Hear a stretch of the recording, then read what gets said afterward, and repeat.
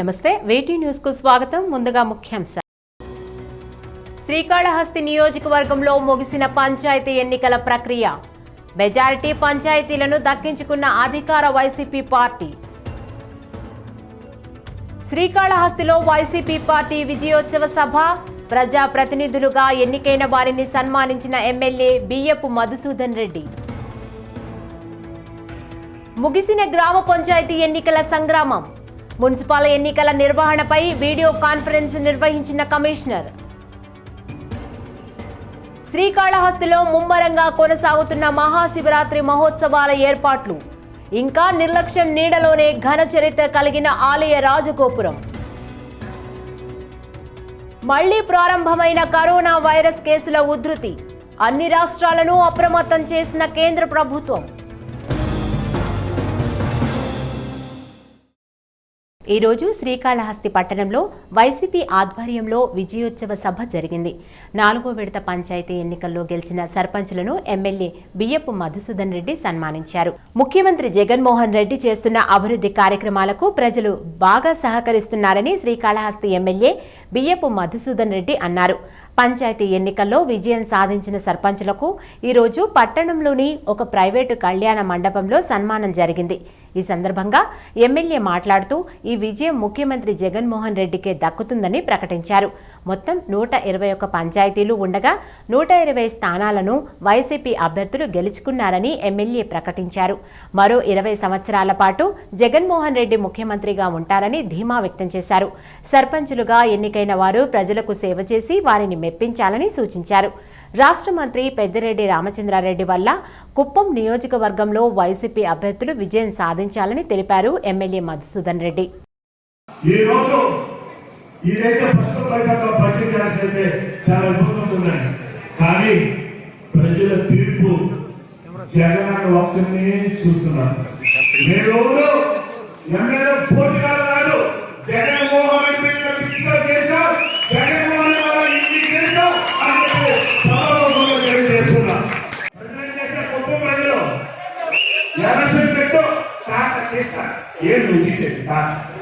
తీసేశారు కుప్పం ప్రజలు తీసేశారు. జగనన్న పథకాల వల్ల అక్కడ రామచంద్రారెడ్డి గారు సీరియస్ తీసుకొని ఈరోజు ఆ కుప్పం రావడం చాలా ఆనందంగా ఉంది. కాబట్టి ఇవన్నీ కూడా పథకాల గెలుపుగా మనం ప్రకటిస్తున్నాం. 4వ విడత పంచాయతీ ఎన్నికలు ముగిశాయి. ఎన్నికలు ప్రశాంతంగా కూడా జరిగాయి. శ్రీకాళహస్తి నియోజకవర్గంలో ఒక్క పంచాయతీ తప్ప అన్ని మనవేనని అధికార నాయకులు ప్రకటించారు. శ్రీకాళహస్తి నియోజకవర్గం రాజకీయంగా చైతన్యవంతమైందని దివంగత మాజీ రాష్ట్రపతి నీలం సంజీవరెడ్డి ఎప్పుడో చెప్పారు. నియోజక ప్రజలు ఎప్పుడు ఎవరికి అనుకూలంగా తీర్పు ఇస్తారో ఎవరికి వ్యతిరేకంగా తీర్పు ఇస్తారో చెప్పడం కష్టమేనని 60 ఏళ్ల క్రితమే చెప్పారాయన. రాష్ట్రంలో జరిగిన 4 విడతల పంచాయతీల ఎన్నికలు నిన్నటితో ముగిశాయి. ఈ సందర్భంగా తిరుపతి రెవెన్యూ డివిజన్లోని శ్రీకాళహస్తి నియోజకవర్గంలో కూడా ఎన్నికలు పూర్తయ్యాయి. పోలింగ్కు ముందే ఎక్కువ పంచాయతీలు ఏకగ్రీవం అయ్యాయి. ఎప్పుడూ ఈ విధంగా జరిగిన సందర్భాలు లేవు. శ్రీకాళహస్తి మండలంలోని 35 పంచాయతీలకు అన్ని స్థానాలు దక్కించుకున్నట్లు వైసీపీ నాయకులు ప్రకటించారు. అదేవిధంగా తొట్టంబేడు మండలంలోని 27 పంచాయతీలు, రేణిగుంట మండలంలోని 19 పంచాయతీలు కూడా తమ ఖాతాలో జమ అయినట్లుగా అధికార పార్టీ నాయకులు చెబుతున్నారు. అయితే ఏర్పేడు మండలంలోని 40 పంచాయతీల్లో 39 పంచాయతీలను గెలుచుకున్నామని అంటున్నారు. అయితే ఒక్క పంచాయతీని మాత్రం తాము గెలుచుకోలేకపోయామని అంటున్నారు. నియోజకవర్గంలో మొత్తం 121 పంచాయతీలు ఉండగా 120 పంచాయతీలు వైసీపీ ఖాతాల్లో పడినట్లుగా ఆ పార్టీ నాయకులు అంటున్నారు. స్థానికంగా టీడీపీ బలమైన ప్రతిపక్షంగా ఉంది. కాంగ్రెస్ పార్టీకి కార్యకర్తలున్న నాయకత్వం సమస్యతో ఇబ్బంది పడుతోంది. మిగిలిన బీజేపీ, సిపిఐ, సిపిఎంలు నామమాత్రంగా ఉన్నాయి.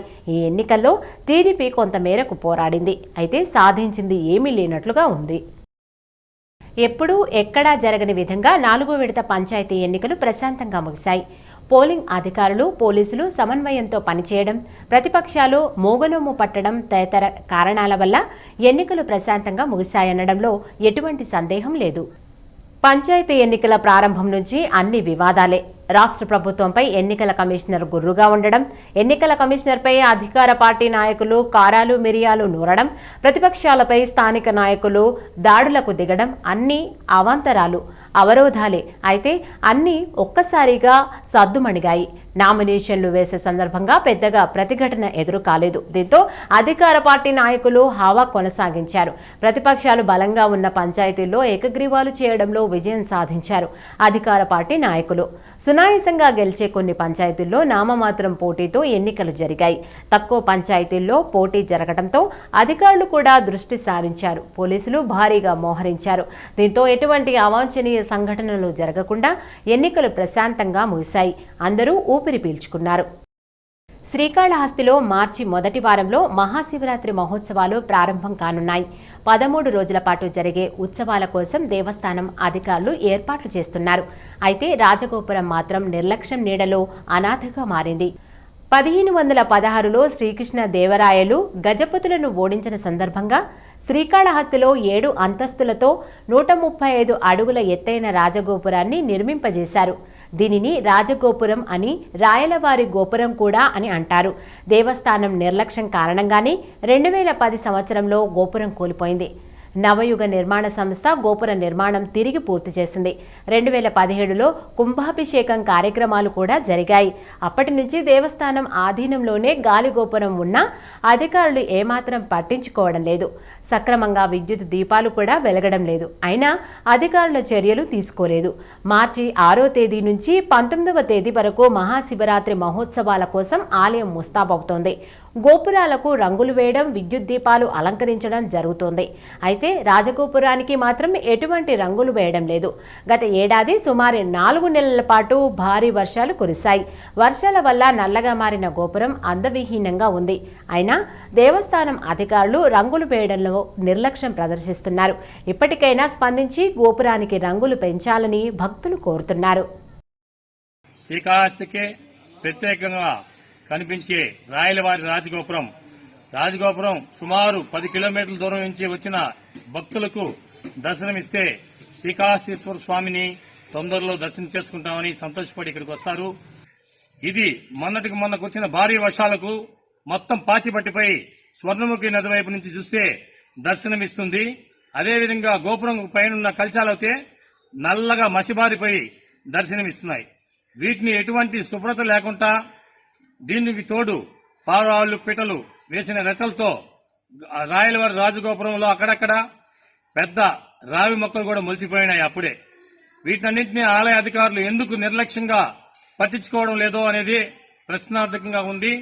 కావున ఆలయ అధికారులు వెంటనే స్పందించి మన మహాశివరాత్రి బ్రహ్మోత్సవాలకు దీన్ని కూడా సున్నం వేయించి ఆ తర్వాత విద్యుత్ దీప అలంకరణ చేపట్టాలని, శాశ్వత పరిష్కారంతో మొక్కలు మొలవకుండా చూడాల్సిన బాధ్యత కూడా మన ఆలయ అధికారులదని నేను తెలియపరుస్తున్నా. స్కాట్లు గైడ్ల సంస్థ వ్యవస్థాపకుడు బాడెన్ పావెల్ జయంతి ఈ రోజు శ్రీకాళహస్తిలో జరిగింది. ఈ సందర్భంగా పట్టణంలోని కంచి కామకోటి పీఠం ఆధ్వర్యంలో ఉన్న వృద్ధాశ్రమం సభ్యులకు పండ్లు, సబ్బులను పంచిపెట్టారు. ఈ కార్యక్రమంలో స్కాట్ల సంస్థ కమిషనర్ ఎంఎం రెడ్డి, రాష్ట్ర కమిటీ సభ్యుడు రమేష్ బాబు తదితరులు పాల్గొన్నారు. స్కాట్ ఉద్యమం 279 దేశాల్లో ఉందని ఎంఎం రెడ్డి ఈ సందర్భంగా వివరించారు. ప్రజలకు వివిధ రకాలైన సేవలు అందిస్తున్నారని తెలిపారు. లార్డ్ బేడెన్ పవల్ 164వ జన్మదినోత్సవ సందర్భంగా ఈరోజు శ్రీకాళహస్తి పట్టణం నందు మనం వివిధ పాఠశాల విద్యార్థుల ద్వారా పండ్లు భరద్వాజలోని కాంచి కామకోటి ఆశ్రమం నందు డిస్ట్రిబ్యూషన్ చేస్తుంది. పిల్లల్లో ఉన్నటువంటి అంతర్గత శక్తిని వెలికి తీర్చడం కోసమే ఈ సంస్థను ఆయన ప్రారంభం చేశారు. ఆయనతో పాటు ఈ సంస్థలో ఆయన భార్య, ఇతర వాళ్ళు కూడా కలిసి పనిచేశారు. ముఖ్యంగా ఇప్పుడు ఈ సంస్థ భారతదేశంలోనే కాక 279 దేశాల్లో ఉంది. 272 సంస్థల వరకు అన్ని సంస్థలలోనూ విస్తరించింది. కరోనా వైరస్ తగ్గిపోతుందని భావిస్తున్న తరుణంలో తిరిగి మహమ్మారి మళ్లీ పుంజుకుంటుంది. ఇప్పటికే మహారాష్ట్ర, కేరళ, ఢిల్లీ లాంటి రాష్ట్రాల్లో కరోనా వైరస్ 2వ దశ ఉధృతి ప్రారంభమైంది. ఆ రాష్ట్రాల్లో ఊహించని విధంగా కేసులు రోజురోజుకు పెరుగుతున్నాయి. ఈ నేపథ్యంలోనే తాజాగా కేంద్ర ప్రభుత్వం తిరిగి అన్ని రాష్ట్రాలను కరోనా వైరస్పై అప్రమత్తం వహించాలని తెలిపింది. కరోనా వైరస్ ఉధృతి మళ్లీ ప్రారంభమవుతుంది. ఇప్పటి వరకు చాలా రాష్ట్రాలలో కేసుల సంఖ్య తక్కువగా వస్తుండటంతో వైరస్ దేశం నుంచి వెళ్లిపోయినట్లు అని అందరూ భావించారు. అయితే గత 10 రోజులుగా దేశంలో నమోదవుతున్న కేసుల సంఖ్య చూసి కేంద్ర ప్రభుత్వం ఉలిక్కి పడుతుంది. ఇక దేశంలోనూ వివిధ రాష్ట్రాలలో కరోనా వైరస్ కేసుల సంఖ్య రోజురోజుకు పెరుగుతున్నాయి. మహారాష్ట్రలో మళ్లీ లాక్డౌన్ మొదలైంది. ముంబైలో అయితే మాస్కులు లేకుండా తిరిగే వాళ్లకు జరిమానాలు కూడా విధిస్తున్నారు. కేరళ, కర్ణాటకలో కొత్త కేసులు భయపెడుతున్నాయి. తమిళనాడులోనూ ఇదే పరిస్థితి కనిపిస్తుంది. ఉత్తర భారతంలోని కొన్ని రాష్ట్రాల్లో కరోనా కేసులు నెమ్మదిగా పెరుగుతున్నాయి. మొదటి విడతలో మహారాష్ట్ర తర్వాత ఎక్కువ కేసులు ఏపీలోనే నమోదయ్యాయి. కాబట్టి రాష్ట్రంలో మళ్లీ కోవిడ్ నిబంధనలు అమలు చేయాలని కేంద్ర ప్రభుత్వం భావిస్తున్నట్టుగా తెలుస్తోంది. కాబట్టి రాష్ట్రంలో మళ్లీ కోవిడ్ నిబంధనలు అమలు చేయాలని కేంద్రం సూచించింది. ఈ నేపథ్యంలో రాష్ట్ర ప్రభుత్వం, వైద్య ఆరోగ్య శాఖ అప్రమత్తమయ్యాయి. కరోనా పర్యవేక్షణ కోసం నియమించిన కోవిడ్-19 నిపుణుల కమిటీ అత్యవసరంగా భేటీ అయింది. ఆరోగ్య శాఖ అధికారులు, ఎపిడిమాలజీ నిపుణులతో కూడా చర్చించారు. దేశవ్యాప్తంగా వివిధ రాష్ట్రాల్లో కరోనా పరిస్థితి, ఏపీలో ప్రస్తుతం నమోదవుతున్న కరోనా కేసులపై చర్చించారు. కరోనాపై అన్ని జిల్లాల కలెక్టర్లను అప్రమత్తం చేయాలని, ఆసుపత్రులను, రోగులకు అవసరమైన వైద్య పరికరాలను సిద్ధం చేసుకోవాలని నిర్ణయించారు వైద్య ఆరోగ్య శాఖ అధికారులు. రకరకాల మలుపుల తర్వాత ఎట్టకేలకు రాష్ట్రంలో పంచాయతీ ఎన్నికల ప్రక్రియ పూర్తయింది. 4 దశల్లో నిర్వహించిన ఎన్నికల్లో ఓటర్లు తమ ఓటు హక్కును వినియోగించుకున్నారు. గతంలో ఎన్నడూ లేని విధంగా రాష్ట్రం మొత్తం 80% పైగా పోలింగ్ నమోదవడం, ఓటర్లలో ఉన్న రాజకీయ చైతన్యం మరోసారి నిరూపణ అయింది. గ్రామ పంచాయతీ ఎన్నికలు ప్రశాంతంగా ముగిశాయి. రాష్ట్ర వ్యాప్తంగా 4 దశలలో జరిగిన ఎన్నికలు ఎటువంటి అవాంఛనీయ సంఘటనలు జరగకుండా పూర్తయ్యాయి. ఫిబ్రవరి 9వ తేదీన తొలి దశ ఎన్నికలు జరిగాయి. అనంతరం 13వ తేదీన 2వ దశ, 17వ తేదీన 3వ దశ, చివరిదైన 4వ దశ ఫిబ్రవరి 21వ తేదీన నిర్వహించింది రాష్ట్ర ఎన్నికల సంఘం. రాష్ట్రంలోని మొత్తం 660 మండలాల్లోని 13,371 గ్రామ పంచాయతీలకు ఎన్నికలు జరిగాయి. ఎన్నికల కోసం నోటిఫై చేసిన పంచాయతీలలో 2,146 పంచాయతీలు ఏకగ్రీవాలుగా నిలిచాయి. ఇక మిగిలిన 10,951 పంచాయతీలకు ఎన్నికలను నిర్వహించారు అధికారులు. రాష్ట్రంలో 1,34,057 వార్డులకు గాను 1,10,706 వార్డులను నోటిఫై చేసింది ఎన్నికల సంఘం. మొత్తం 27,756 వార్డులు ఏకగ్రీవం కాగా 82,950 స్థానాలకు ఎన్నికలు నిర్వహించారు.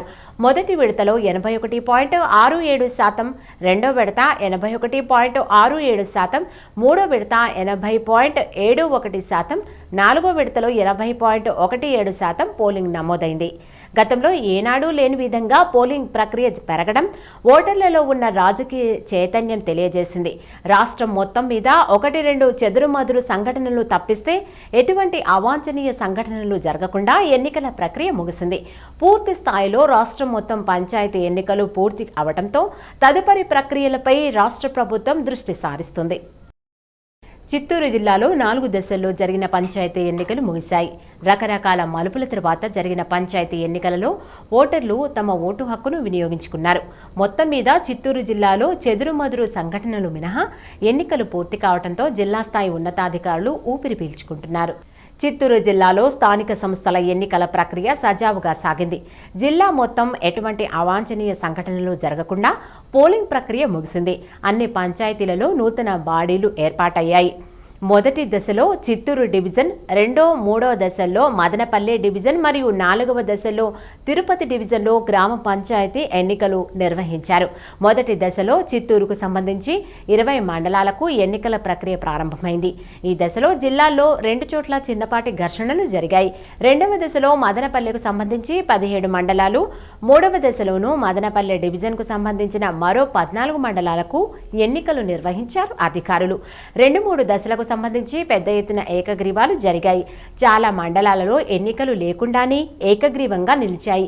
ఇక చివరిదైన 4వ దశలో తిరుపతి డివిజన్కు సంబంధించి 14 మండలాలకి ఎన్నికలు నిర్వహించారు అధికారులు.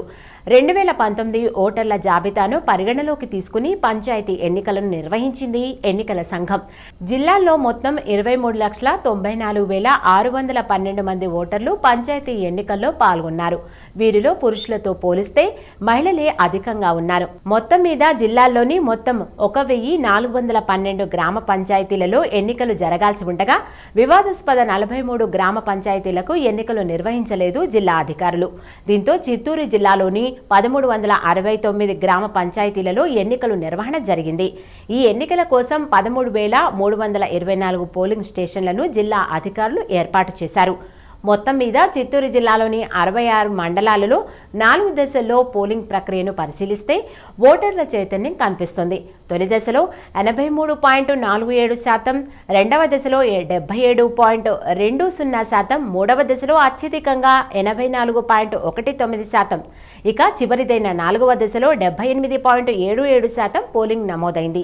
సుదీర్ఘ విరామం తర్వాత 4 దశల్లో జరిగిన పంచాయతీ ఎన్నికలు ఎటువంటి అవాంఛనీయ సంఘటనలు జరగకుండా పూర్తి కావడంతో జిల్లా ఉన్నతాధికారులు ఊపిరి పీల్చుకున్నారు. ఆంధ్రుల జీవనాడి పోలవరం ప్రాజెక్టు పనులు శరవేగంగా సాగుతున్నాయి. ప్రభుత్వం నిర్దేశించిన లక్ష్యం ప్రకారం ప్రాజెక్టును పూర్తి చేయడానికి ఇరిగేషన్ శాఖ అధికారులు నిరంతరాయంగా పనిచేస్తూనే ఉన్నారు. ఈ నేపథ్యంలోనే తాజాగా ప్రాజెక్టులో అత్యంత ప్రధానమైన స్పిల్వే గడ్డర్ల ఏర్పాటు ప్రక్రియ పూర్తి అయింది. కరోనా వైరస్ కారణంగా ఆలస్యమైన పోలవరం ప్రాజెక్టు పనులు తిరిగి ఊపందుకున్నాయి. గత 2 నెలలుగా రాత్రి పగలు తేడా లేకుండా పనులు జరుగుతున్నాయి. ముఖ్యమంత్రి జగన్మోహన్ రెడ్డి ఆదేశించిన ప్రకారం ప్రాజెక్టు పనులు పూర్తి చేయడానికి అధికారులు పనిచేస్తున్నారు. తాజాగా పోలవరం ప్రాజెక్టులో అత్యంత ప్రధానమైన స్పిల్వే గడ్డర్ల ఏర్పాటు ప్రక్రియ పూర్తి అయింది. 40 రోజుల్లోనే 192 గడ్డర్లను పిల్లర్లపై మేఘా ఇంజనీరింగ్ సంస్థ అమర్చింది. స్పిల్వేపై గడ్డర్లను ఏర్పాటు పూర్తి కావడంతో షట్టరింగ్ పనులు చేసి స్లాబ్ నిర్మాణంపై దృష్టి పెడుతున్నారు అధికారులు. 23 మీటర్ల పొడవు, 2 మీటర్లు ఎత్తున ఉన్న 192 గడ్డర్లను అతి తక్కువ కాలంలో ఏర్పాటు చేసిన ఘనత ఆంధ్రప్రదేశ్ ఇరిగేషన్ శాఖ అధికారులకు దక్కింది. ఒక్కో గడ్డర్ తయారీకి 10 టన్నుల స్టీల్, 25 క్యూబిక్ మీటర్ల కాంక్రీట్ వాడాల్సి వచ్చింది. ఇక మొత్తం ఒక్క గడ్డర్ బరువు 62 టన్నులు చేరుకోవడం మరో రికార్డుగా అధికారులు భావిస్తున్నారు. మొత్తం గడ్డర్ల తయారీకి 1920 టన్నుల స్టీల్, 4800 క్యూబిక్ మీటర్ల కాంక్రీట్ వినియోగించారు. గడ్డర్లను పిల్లర్లపై పెట్టడానికి 200 టన్నుల 2 భారీ క్రేన్ల సాయం తీసుకున్నారు ఇరిగేషన్ శాఖ అధికారులు. ఈ నేపథ్యంలోనే ఇదే కృషితో ప్రభుత్వం నిర్దేశించిన లక్ష్యం ప్రకారం ప్రాజెక్టు పనులు పూర్తి చేయడానికి అధికారులు దృష్టి సారిస్తున్నారు. రాష్ట్రంలో స్థానిక సంస్థల ఎన్నికలలో భాగంగా పంచాయతీ ఎన్నికలను రాష్ట్ర ఎన్నికల సంఘం విజయవంతంగా పూర్తి చేసింది. ఇక మున్సిపల్ ఎన్నికలపై ఎన్నికల కమిషనర్ దృష్టి సారిస్తున్నారు. ఈ నేపథ్యంలోనే ఈరోజు జిల్లా స్థాయిలో మున్సిపల్ ఎన్నికల నిర్వహణపై వీడియో కాన్ఫరెన్స్ నిర్వహించారు ఎన్నికల కమిషనర్ రమేష్ కుమార్. రాష్ట్ర వ్యాప్తంగా మున్సిపల్ ఎన్నికలకు రంగం సిద్ధమవుతోంది. ఇప్పటికే పంచాయతీ ఎన్నికలను విజయవంతంగా ముగించిన రాష్ట్ర ఎన్నికల కమిషన్ ఇదే ఊపుతో పంచాయతీ ఎన్నికలకు చకచకా ఏర్పాట్లు చేస్తోంది. ఇప్పటికే ఎన్నికల కమిషనర్ నిమ్మగడ్డ రమేష్ కుమార్ రాష్ట్రంలోని 12 నగరపాలక సంస్థలు, 75 మున్సిపాలిటీలకు నోటిఫికేషన్ సైతం విడుదల చేశారు. ఈ నేపథ్యంలోనే నిన్నటి వరకు పంచాయతీ ఎన్నికలలో తలమునకలై ఉన్న అధికార యంత్రాంగం నేటి నుండే తమ దృష్టిని మున్సిపల్ ఎన్నికలపై సారించనున్నారు. ఈ నేపథ్యంలోనే ఈరోజు అన్ని జిల్లాల ఉన్నతాధికారులతో కమిషనర్ వీడియో కాన్ఫరెన్స్ నిర్వహించారు. చిత్తూరు జిల్లా సమావేశ మందిరం నుంచి ఈ కార్యక్రమానికి జిల్లా ఉన్నతాధికారులు హాజరయ్యారు. ఈ వీడియో కాన్ఫరెన్స్ కార్యక్రమంలో జిల్లా ఎన్నికల అధికారి మరియు కలెక్టర్ హరినారాయణన్, జిల్లా ఎన్నికల అబ్జర్వర్ నవీన్ కుమార్, చిత్తూరు జిల్లా SP Senthil Kumar, Tirupati municipal commissioner Girisha, joint collector development Veera Brahmam, joint collector సంక్షేమం ఎన్ రాజశేఖర్ తదితర ఉన్నతాధికారులు పాల్గొన్నారు. అన్ని మాసాలలోకెల్లా పవిత్రమైన మాఘమాసం ప్రస్తుతం కొనసాగుతోంది. పరమేశ్వరుడికి మాఘమాసం అత్యంత ఇష్టంగా భక్తులు భావిస్తారు. మహాశివరాత్రి పర్వదినం కూడా ఈ మాసంలోనే వస్తుంది. ఈ నేపథ్యంలోనే టీటీడీ ఆధ్వర్యంలో ప్రత్యేక మాఘమాస పూజలు జరుగుతున్నాయి. తిరుమల తిరుపతి దేవస్థానాల ఆధ్వర్యంలో మాఘమాస మహోత్సవాలు ఘనంగా జరుగుతున్నాయి. తిరుపతిలోని శ్రీ వెంకటేశ్వర వేద విశ్వవిద్యాలయం ప్రాంగణంలో మాఘ పూజలను ఘనంగా నిర్వహిస్తున్నారు అర్చకులు. మాఘమాసం ప్రారంభమైనప్పటి నుండి నిరంతరాయంగా శివ పూజ జరుగుతుంది. దీనిలో భాగంగా ధ్యానారామంలో ప్రత్యేక పూజ కార్యక్రమాన్ని నిర్వహించారు వేద పండితులు. స్వామివారికి సుగంధభరితమైన పూజా ద్రవ్యాలతో అభిషేకం నిర్వహిస్తున్నారు. పాలు, పెరుగు, పంచామృతాలతో అభిషేకించి నమకచమక రుద్రాభిషేకం చేస్తున్నారు. మాఘమాసంలో జరిగే శివ పూజను చూసినట్లయితే సమస్త గ్రహదోషాలు తొలగిపోతాయని భక్తుల విశ్వాసం. ఈ నేపథ్యంలోనే టీటీడీ ఆధ్వర్యంలో తిరుపతి ధ్యాన మందిరంలో జరుగుతున్న శివ పూజను పలువురు స్థానికులు దర్శించుకుంటున్నారు. ఇక మహాశివరాత్రి రోజున ఈ మందిరంలో శివలింగానికి ప్రత్యేక పూజలు చేయడానికి టీటీడీ అధికారులు ఏర్పాట్లు చేసుకుంటున్నారు. వార్తలు ముగించే ముందు ముఖ్యాంశాలు మరోసారి. శ్రీకాళహస్తి నియోజకవర్గంలో ముగిసిన పంచాయతీ ఎన్నికల ప్రక్రియ. మెజారిటీ పంచాయతీలను దక్కించుకున్న అధికార వైసీపీ పార్టీ. శ్రీకాళహస్తిలో వైసీపీ పార్టీ విజయోత్సవ సభ. ప్రజా ప్రతినిధులుగా ఎన్నికైన వారిని సన్మానించిన ఎమ్మెల్యే బియ్యపు మధుసూదన్ రెడ్డి. ముగిసిన గ్రామ పంచాయతీ ఎన్నికల సంగ్రామం. మున్సిపల్ ఎన్నికల నిర్వహణపై వీడియో కాన్ఫరెన్స్ నిర్వహించిన కమిషనర్.